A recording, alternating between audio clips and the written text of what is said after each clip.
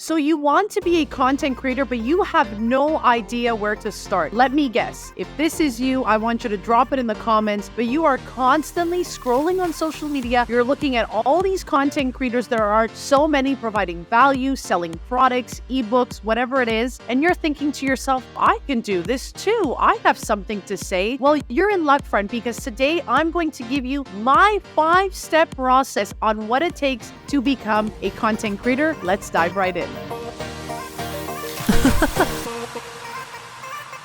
Step number 1 has to be maybe my favorite step, because this is what is going to allow you to be vulnerable with your content. And here's what I mean by this. I am calling this era in your life the content creation cringe era. Now, what do I mean by this? When you start out and you start posting your first few videos, you start taking your first few pictures online, you're going to feel imposter syndrome. You're going to think to yourself, oh my God, is this for me? I'm not good enough. You're going to start comparing your day 1 with someone else's day 100, day 200. And the reality is, right now, you are at the beginning stage of your life as a content creator. So I want you to embrace your cringe. I want you to know right now that you're not going to like the way you sound. You're not going to like your hair. You're not going to like the clothes that you're wearing. You're going to critique yourself and you're going to judge yourself very harshly. I know this because this happens to every content creator. We are constantly hoping to do better. But here's the secret, friend. In order to get better, you need to start. You need to have that day 1 where you know it's not going to be the best, but you will get better because you are going to learn from your mistakes. The truth is, everyone feels cringe at first. Everyone's going to go outside. They're going to start filming themselves. People are going to be watching them and you're going to feel like, oh my God, should I be doing this? You're going to feel this way.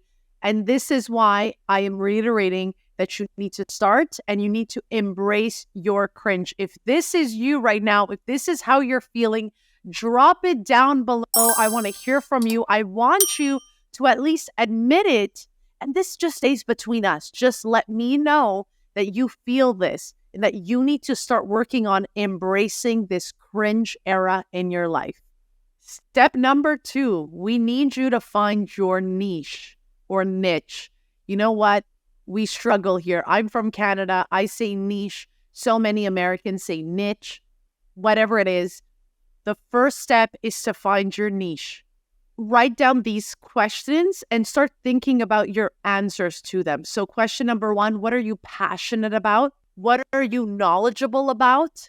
And what do you want to create content about? What does that look like? The reason why I say you need to focus on a niche is because I still think that in 2023, having a niche allows you to target a group of people that you know need this type of information.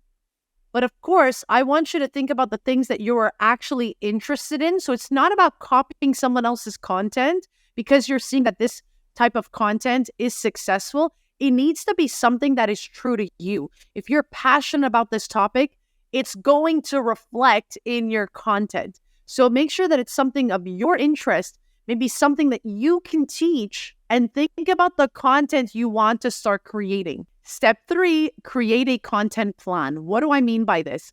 Once you have your niche, I want you to start thinking about that content and your plan on how you're going to showcase this said content. So this is going to help you stay organized and on track with your content creation. Your content plan should include the following: the topics you're going to cover, the format of your content. Is it going to be short form content, long form content, just some quotes, just some pictures? You need to figure that out.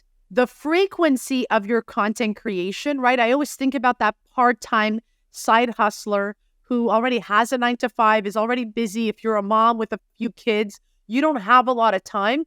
I want you to start thinking about how many times a week you will dedicate some time to creating this said content and really writing that out in your schedule.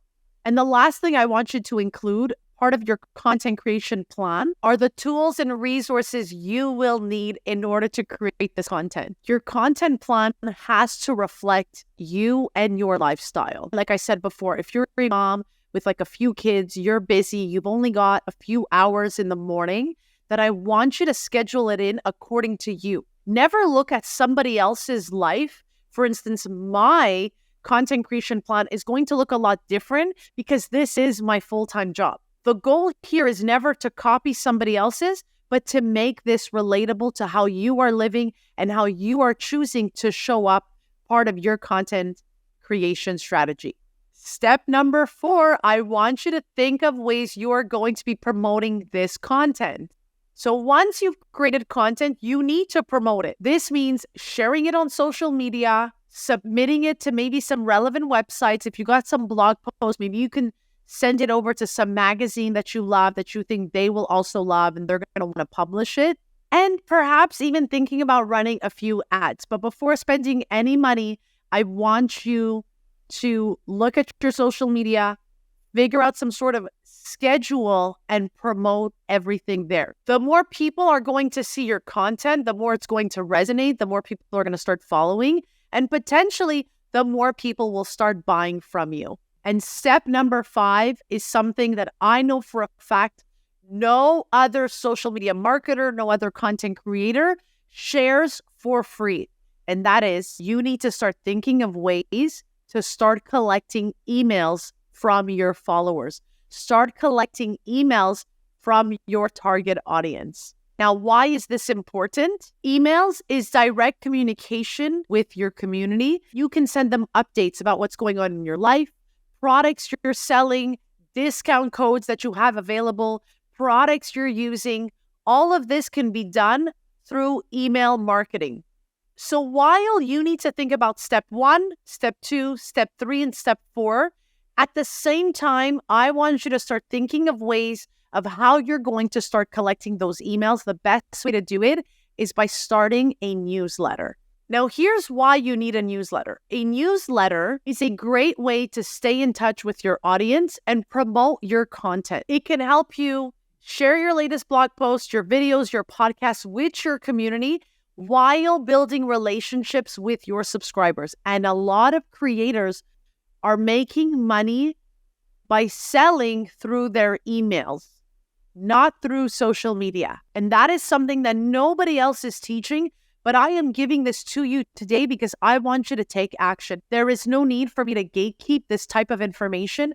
I want you to start thinking of ways you can start collecting emails so in your future plans, you can start writing to an audience who is already interested in what you have to say. Now, of course, like everything else, I want you to be patient and persistent and consistent with your content creation journey. This is a long-term play. Overnight success is typically not overnight. It's going to be a few months, maybe even a few years of you putting in these steps and doing this work. But I want you to please stay patient and consistent because you are going to see results if you start implementing these 5 steps. Most of the time, our biggest issue is that we are still not sure who we are trying to target, right? When I talk about the niche, when I talk about your target audience, I notice that a lot of my content creators that I help, that I coach, have a hard time pinpointing who it is they are trying to attract with the type of content they are creating.